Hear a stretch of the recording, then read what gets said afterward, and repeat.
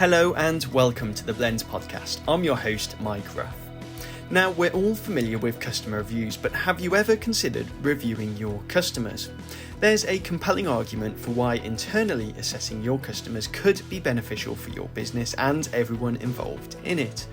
Talking about this very subject at the Blend in September, I'm delighted to be joined by Michael Shaikley, who you may also know as Mick Shaikley of Colchester-based Shaikley Motor Company.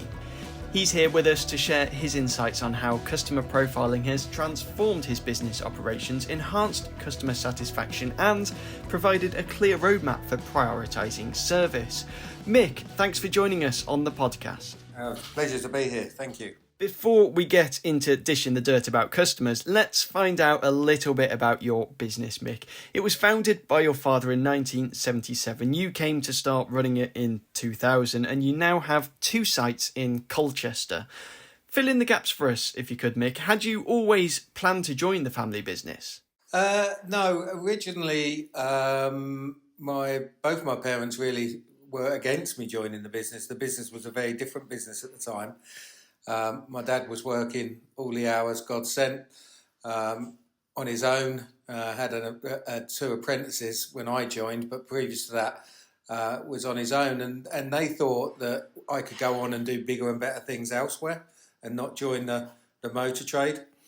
So when I originally left school, I got a job in finance and worked for Lloyd's Merchant Bank for 2 or 3 years and moved away to another company while I was there. But it was always my underlying ambition to really, join the industry. That's what I loved, I thought I would love to do, and to really sort of bring the business forward with my dad. That's interesting. So perhaps you can talk us through your journey in the family business. How has it evolved over the years? So as I said, I joined the business, now let me think now how old, in 1990. There was myself, Adam Birkin, who's still with the business now. So he's been here longer than I have. He's our workshop manager at our Severals branch. And we really had one mentor, and we were 3 young guys in the business. He'd just started doing MOT testing. MOT testing then was quite lucrative. But we were in what can be best described as a very small unit, quite cramped for space, with 1 ramp. So predominantly I was working on a jack and axle stands at the time. So then we moved in 1995. We both took a big leap of faith, really, and we managed to, the premises we now operate out of, we managed to buy a part of that, the frontage of the building, the whole building that we now operate out of, and the business moved forward from there. When my dad retired, we expanded and doubled in size at Hawkins Road, which where I am today. Then about 8 or 9 years ago, we opened our second branch on Severals Industrial Estate, which is a very good business as well. And then just recently we've now completed the purchase of the whole site, which is where we're opening our EV workshop and our training workshop. What was the biggest challenge for you once you started to lead the business? Having a very large mortgage and not a lot of money. Yeah, I can imagine. How did you manage to get yourself in the frame of mind to take that leap of faith, as you put it? I think we gave each other confidence because, I was potentially the future, but he was the foundation, and those 2 things. So, the risk was shared, but predominantly, I think if it had failed, it would have laid at my dad's feet, not mine at the time. But obviously, since we've expanded, that's all been at my feet, if that makes sense, from that point onwards, really. Would you do anything differently if you were to do it again? Any words of advice, I suppose, for anyone that's about to make that leap of faith themselves, perhaps? I would. This will go a little bit into what we're going to talk about in a short while. I would most definitely advise anybody starting on their own to make a clear service offering as to what they are going to attempt to do, and have a very, very clear, defined process of how they're going to execute that.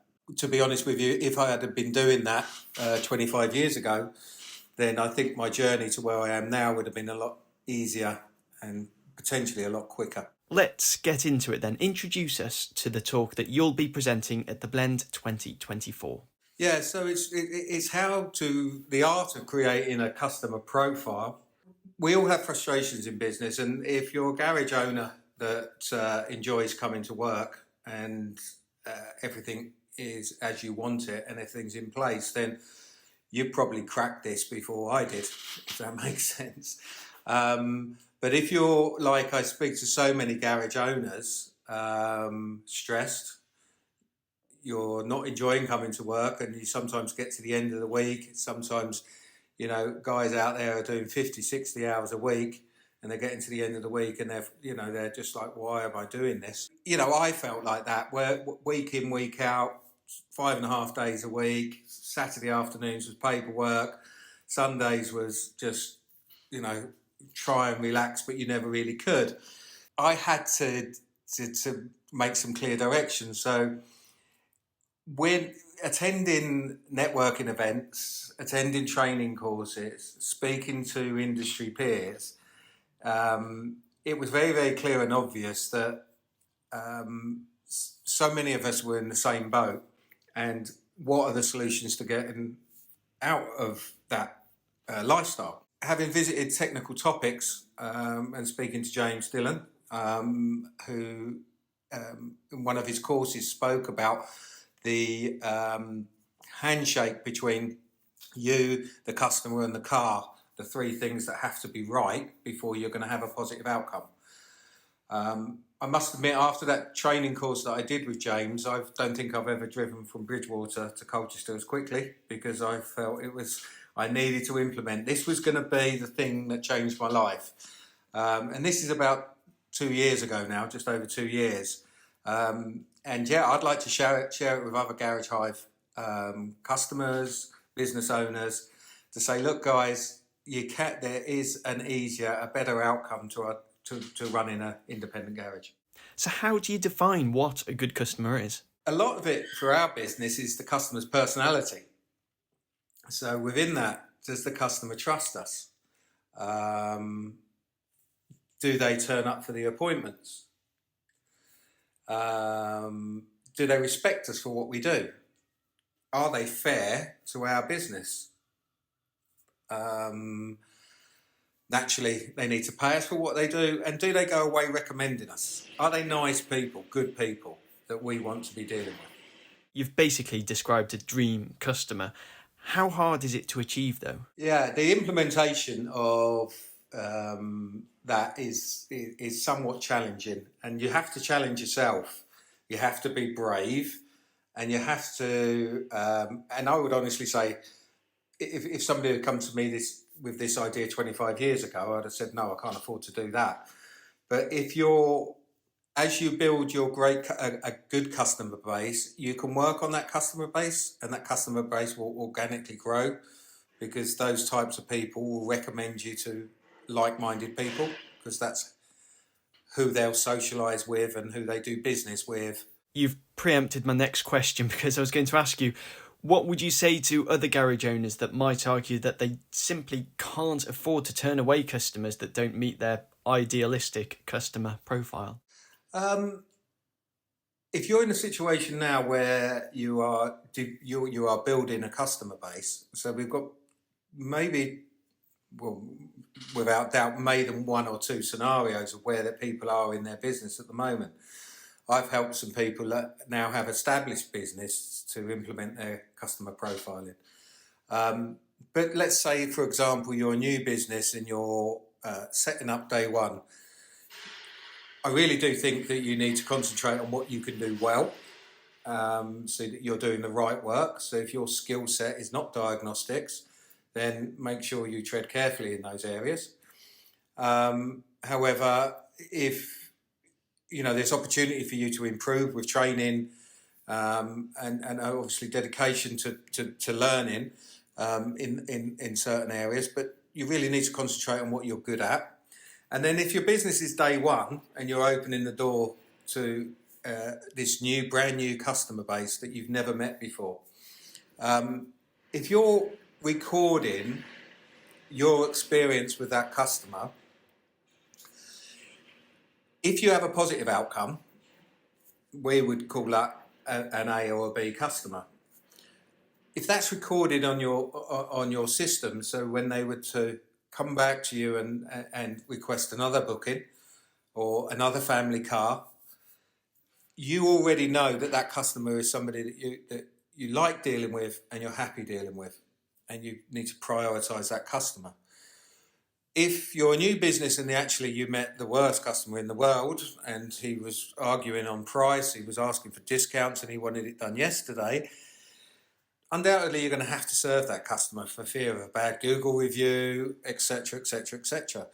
But if you've noted down on your customer base that customer really was a complainer, and when he reintroduces himself for more work, that's going to be highlighted on his customer card. So you can prepare yourself for that. That's up to you. Or you can sort of make it slightly more difficult, politely, albeit, make it challenging for them to rebook with you. The biggest, I sometimes think as well, diary management is really, really important when you start to look at how and who you're going to serve. It's I was very, very guilty of this. There's hours spare in the diary next week, and as soon as those hours are filled, I'm happy. But who are you filling those hours with? And that's really, really important. So when you've got a customer profile and you're an A or a B customer, then you're going to be rewarded with an earlier booking. And if we can't, you've got an emergency, you're an A or a B customer, our front of house teams are trained and will know that I can't see that you are booked. I can't see a space for you tomorrow. However, I can see you're a VIP customer. I will refer this to my line manager and come back to you. Well, that's just sent out a really nice message. And then straight away that customer's speaking to her husband, and she said, do you realise they've just called me a VIP customer? And they're really, really busy. And then when you phone them back, there's the offering of, can I do it tomorrow? Already they've opened up to being more flexible because you've identified them as being a great customer and you're really busy. So as this thing grows, if you're brave enough to implement it, you will start to see spaces in your diary where where you might see a C or a D repeat customer coming in and you're thinking, well, actually, I'm not going to open that diary space up quite yet. I'm going to say to you, look, I know you want it tomorrow, but I can't do anything till the end of next week because of the customer experience I had with you last time. And, hopefully they'll go away and find an alternative solution. Okay, so you've got an A or B customer on the phone. They've got something wrong with their car and need to get it back on the road as soon as possible. Front of house have told them that they're a VIP customer, and you're now evaluating the jobs that you've got in and scheduled to come in the next day or so. How do you squeeze in that A or B customer? How do you manage that? It's a hot topic. We leave space in our diary for emergencies. So another person I've taken a lot of advice and wisdom from is Andy Crook. And he spoke at one event that I attended about how you manage your diary is start to look at some of the statistics alongside MOT testing. How many MOTs do we do and how much workshop space and time will that take up? When a service comes in, how often do we sell extra hours because we find additional faults? And do we want to be a garage that's completely full? We've done your service, sir, but you do need 2 tyres and brakes, but we'll have to rebook you. The customer's then got another visit.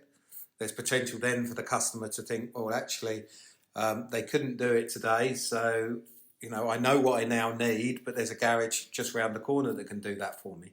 So the finite thing of diary management is so important to work alongside this customer profiling system. And also, where if I have an A or a B customer that needs our priority and we're really, really busy, and just for example, we have a day where all of the extra spare space has been taken up by other A and B customers, then we do look around our workshop and say, okay, that guy over there has been really, really difficult. Let's make sure the A and the B customer gets served first, and let's put him further back in the diary and deliver him some bad news, unfortunately.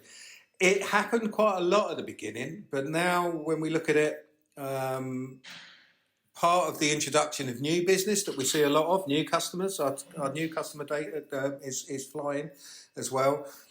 Part of booking a new process in is how did you hear from us, about us? And if it's from recommendation, if we can get the customer's name, we will do, or see if we recognise them. But also, because this thing has been rolling now for a couple of years, you can pretty much bet your bottom dollar that the recommendations are coming from your A and B customers, and they socialise and circle with like-minded people. What about those lower ranking customers? How do you discourage them? It's lead times normally. So most of those customers will not think about their car until it's broken or they need something straight away. So you're inevitably going to have that distress phone call. Can I have it? Can you look at it for me this afternoon? We've had certain customers that have, in our grading system, that have been marked as C customers, stroke D. Hard to convert those ones when they fall into the D category, but where they're taken up an MOT repair space in our diary and not turned up. So we phoned them and said, are you there? And we got the apology, sorry, I need to rebook it. At this point, we've ordered parts. We've got a workshop allocation that's now empty, and they've basically let us down. So the customer's then rebooked, and when he's rebooked, he came in late and left us, with quite a lot of work to do. Really had no respect for us. Well, I wouldn't say, wasn't being fair to us. Yeah, we've got a job to do. We're trying to get your car back on the road. So in this instance, there's a particular BMW customer that did this to us on the third occasion, as this was in our ranking policy. And when he asked for his next short notice MOT, we gave him an MOT booking date that surpassed his expiry date. He told us that wasn't good enough and that we needed to do this, this and this. And we said we can't do that offering. And I don't, to my knowledge, think we've ever seen him again since. So, that space is now, we can fill that with good work and better customers.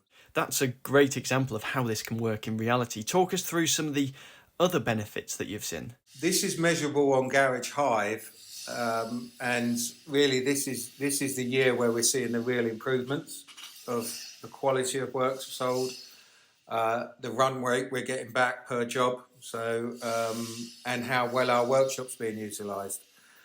You have to do lots of other things within your business to improve on things like that. Your organisational skills, and obviously it's not necessarily about technician efficiency. There's utilisation of the technicians as well.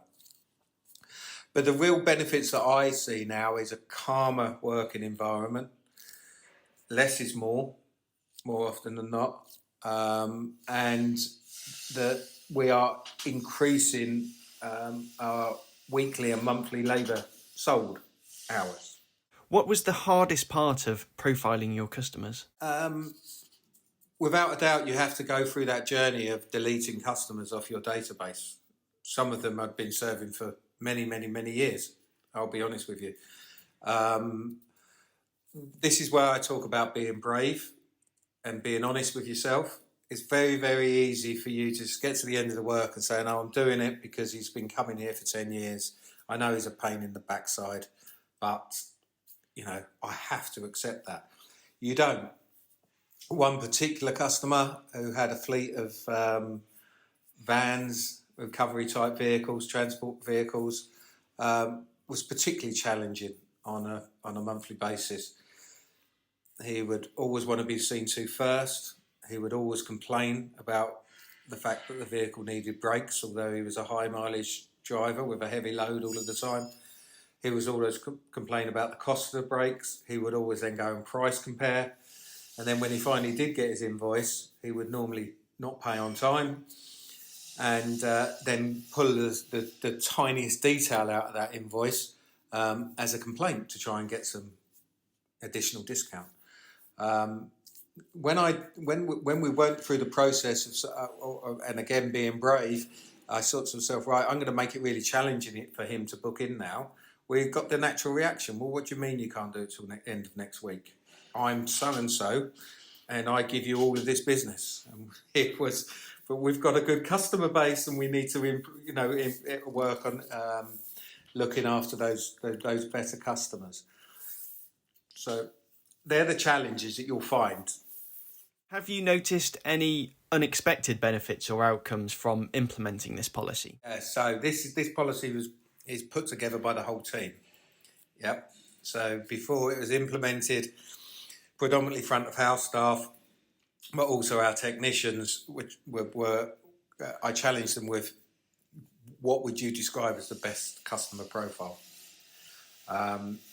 Now you are empowering people now to turn around and say, well, actually, I like dealing with so and so, but I find this person over there really quite difficult. So once you've created your ideal customer profile, you've been brave with your diary, and you're just not going to fill it with hours of stuff that we call work. We send out, and everybody within the Garage Hive community probably utilise the NPS scores, your customer surveys. We have it, now it's mandatory for us to grade out our experience with a customer. The front of house team predominantly will feel slightly empowered about that, so I could have a really positive NPS score. So the guy's got what he wanted, got when he wanted it. He's not going to put on his survey, I apologise for phoning you every 15 minutes to ask you if it was ready, even though you told me we weren't looking at it until the following day. And you can look at that and go, right, actually, that was a really positive outcome, that job. But when you compare that to the service advisor's score on that customer, and they've marked them as C, constantly complained that it wasn't done on time, constantly pushed us and was shouting really loudly to get it done, so we just did it and got rid of him. We've got to give people within our business the right to report back on their experience, because you could quite easily end up with burnt out service advisors. Their job is not easy. It's not easy. It's distress all of the time, isn't it, from customers? So you can't build the profile unless everybody within the business understands what your service offering is, the types of people you want to deal with, and then they can report back on their experience. Yeah, it's much easier to work with nice people, isn't it? Well, I enjoy coming to work again, and I can honestly say to you, 5 years ago, I wasn't enjoying coming to work. It's made a huge difference, and not just to your business, but to your life too. Yeah, and it really is. I mean, we don't work on Saturdays now, because when we were being brave and we were trying to get the work-life balance for the team and the staff, our Saturday customer base was a Saturday customer base. Could the business afford to do without it? Well, traditionally we'd always been open Saturdays, but the ones that really wanted to be with us now come in Monday to Friday. The ones that just found it convenient, and won't, come Monday to Friday, have found a different solution. My team go off and have a full weekend every weekend and come back refreshed. It all sounds massively positive, but let's just address some possible negatives. The obvious one to me is turning a customer away who then takes great pride in leaving you a negative review. I've got some wonderful negative reviews on the back of this. Absolutely fantastic ones, which I'm allowed to answer. One example was a customer's been 2 or 3 other garages, had his fault codes read. We've all heard this story, Garage Hive members and the network, and suddenly found that, Shaikley Motor Company have a reputation for putting things right, and it's going to give us a quick look. So this particular chap was, his car didn't quite qualify as being a good car, so we do assess the car itself and the problem. Wanted it done very, very quickly, and had already given us the fault codes that he'd been given from a fast fit. And we said, look, that type of fault is going to need, up to 3 hours investigation. So you need to pre-authorise £300 worth of investigation time. And through that process, we will be able to assess a test plan and move your problem forward. The guy left a review on Google that basically said, why would you ever want to take your car there? They want £300 just to assess a fault, and they should know what's wrong with it before I brought it to me. And I have to accept that, But we made it very, very clear afterwards that our service offering is that. And if you don't fit into our service offering, then you can decline or accept. If there's just one thing that you would hope people take away from your talk at the Blend, what would it be? That they are in charge of their own businesses. They need to be brave. And I mean, if you come and listen and you try and understand that this is about you, the business owner, or you, the business manager, and it's for the benefit of the whole team. And, there are thousands and thousands of cars out there that need fixing. You're never going to fix them all. Just make sure you're doing the ones that you can do, and you're serving the customers that you want to be, you want around you. There's a bit that's going to come out in the talk as well, a real great example that I'll hold back about customer profiling and classification and how people network, like-minded people stick together, which is a scenario of a culture that always seek discounts. And very, very close to our Seville's branch, there's a very large hospital full of doctors where you would immediately assume that a doctor would be a great customer. But unfortunately, the culture creates a discount culture. And you end up having more of those customers coming around the corner if you give in to the first one. Mick, it's been fascinating to hear how you've implemented this customer profiling policy within your business, and I look forward to finding out much more about it at the Blend in September. But for now, thanks for joining us on the Blend podcast. It's been a pleasure, thank you. Keen listeners will have spotted 2 other big industry names dropped into the conversation today, James Dillon and Andy Crook, both of whom will be joining Mick and a host of other speakers at the Blend in Birmingham on Saturday the 28th of September. Tickets are available to book now on the Blend website. And that brings us to the end of this episode. All that's left to say is thanks for listening. Make sure you're subscribed to the Blend podcast in your usual podcast player, and be sure to recommend it to anyone in the industry who may find it useful. We'll be back with another episode very soon.